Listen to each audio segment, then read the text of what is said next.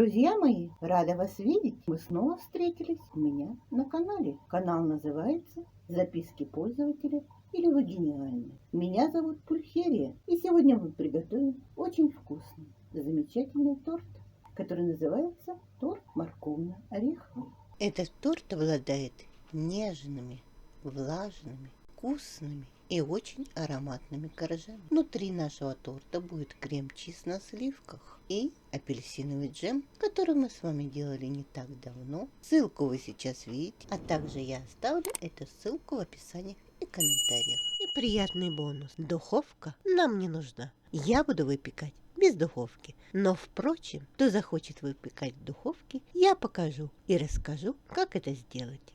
Для бисквита нам понадобится 250 грамм муки, 200 грамм сахара, который вы добавьте, ванилин, 5 яиц, растительное масло без запаха 90 мл, разрыхлитель 1 чайная ложка, соды 1 чайная ложка и 1/3 чайной ложки соли. Понадобится нам также 1 апельсин, грецкие орехи 250 граммов. Нам понадобится морковь весом примерно 250-270 граммов.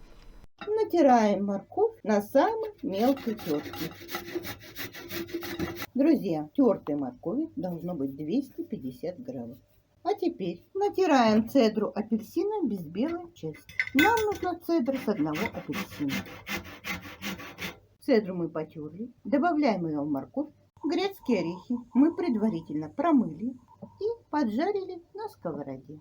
Теперь их надо измельчить. 20% орехов надо порубить ножом, остальные орехи измельчить в блендере. Порубленные грецкие орехи и измельченные в блендере отправляем в чашу с морковью и с цедрой апельсина.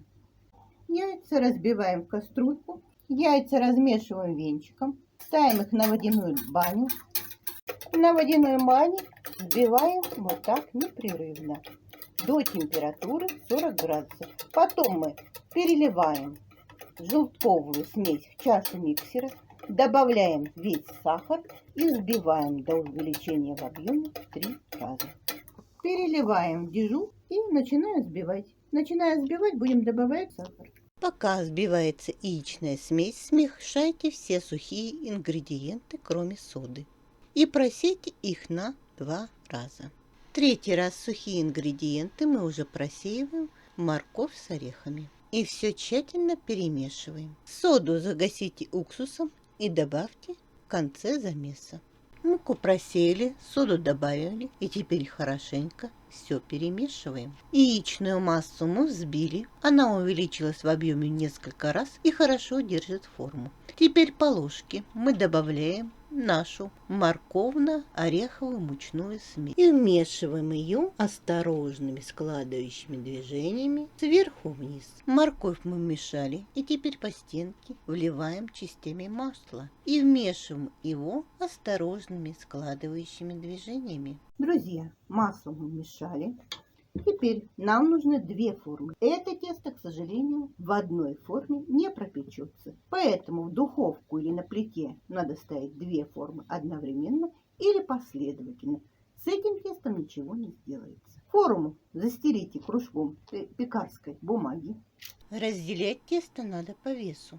Духовку разогреваем на 170-180 градусов. Время выпечки 40-50 минут.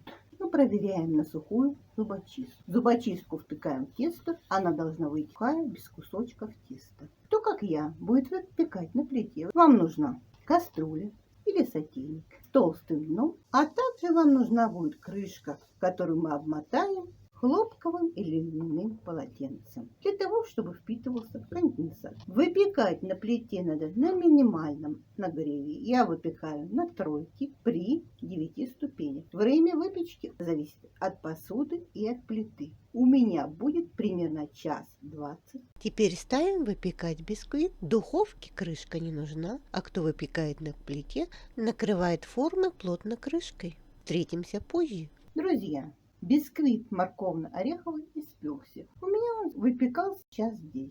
Он немного остыл в форме. Теперь отделяем края от формы, переворачиваем. Все. Кладем его на решетку до полного остывания. Вынимаем второй бисквит, и оба бисквита мы охлаждаем на решетке. Затем, после того, как они охладятся, заворачиваем их в пищевую пленку и отправляем минимум на 6 часов в холодильник для стабилизации. Пока у нас стабилизируются коржи, мы с вами займемся кремом. Крем мы будем делать на основе сыра. Сыр должен быть типа Филадельфия, Альметты, Виолетты сливочные и так далее.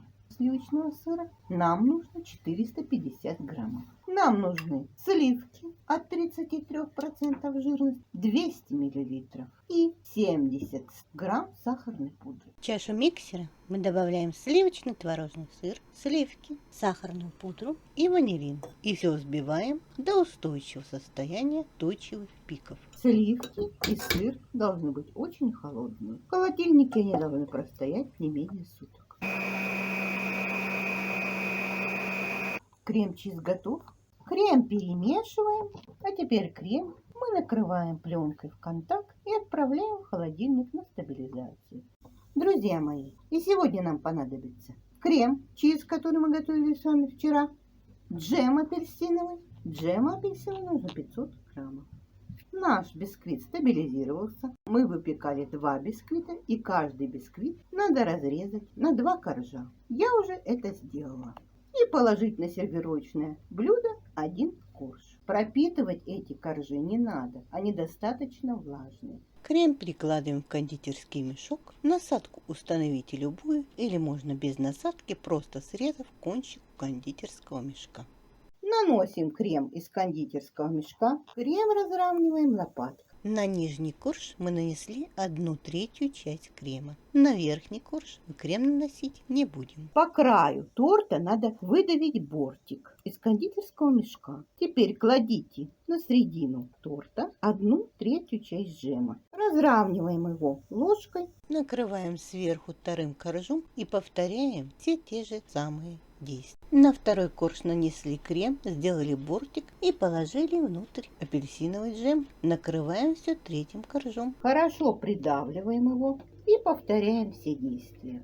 Теперь накрываем торт четвертым верхним коржом. Придавливаем его и ставим на час-два для стабилизации в холодильник. Друзья мои, торт стабилизировался, и теперь мы его должны выровнять. Этим кремом чиз, который я вам дала, выровнять торт не получится, потому что это достаточно легкий, нежный и воздушный крем. Я буду выравнивать белково-заварным кремом. Рецепт есть у меня на канале, ссылку вы сейчас видите. Друзья мои, я в этом видео не буду показывать процесс выравнивания торта, поскольку этот процесс долгий, не быстрый, и он заслуживает отдельного видео. Я выровняла торт белково-заварным кремом. Сразу же хочу вам сказать, что я не рекомендую начинающим кондитерам делать полное выравнивание торта и сложные украшения, поскольку даже в отдельности каждый этот процесс займет у вас в несколько раз больше времени, чем для приготовления торта. И вы будете вымотаны морально и физически, и торт вам будет не в радость. Поэтому, если у вас нет опыта, достаточно торт обмазать кремом и сверху сделать какую-нибудь цветную посыпку или кокосовую стружку. А в дальнейшем, когда вы наберетесь опыта, мы будем делать украшения вместе с вами. Друзья, торт не только прекрасно выглядит, но демонстрирует нам богатство вкуса. Все компоненты торта идеально сочетаются друг с другом. Влажный, мягкий, бархатистый орехово-морковный бисквит, обладающий вкусом грецких орехов и ароматом апельсина, идеально сочетается с нежнейшим, шелковистым, воздушным кремом чиз, который по вкусу похож на мороженое пломбир, и все это прекрасно объединяет друг с другом наше апельсиновое кули, которое мы сделали на основе апельсинового джема. Оно обладает ярким вкусом и ароматом апельсина. Каждый ингредиент торта обладает неповторимой вкусовой нотой, и вместе они создают симфонию вкуса. Я вам советую приготовить этот торт к ближайшему празднику, и он у вас обязательно получится, потому что вы гениальны. Посмотрим на торт со всех сторон. Украшение бант съедобно. Я его сделала из моркови. Из моркови приготовила цукаты, а потом сформировала в бант. получилось, на удивление, очень и очень вкусно. Если вас заинтересовало это украшение, напишите мне в комментариях. Я сниму видео мастер-класс по изготовлению банта из моркови. Вот такой прекрасный разрез у нашего торта. Приятного аппетита! Готовьте с удовольствием! А я, мои дорогие, с вами прощаюсь. Пишите комментарии, ставьте лайки, подписывайтесь на мой канал, делитесь этим видео со своими друзьями в социальных сетях. До новых встреч! С вами была Пульхерия.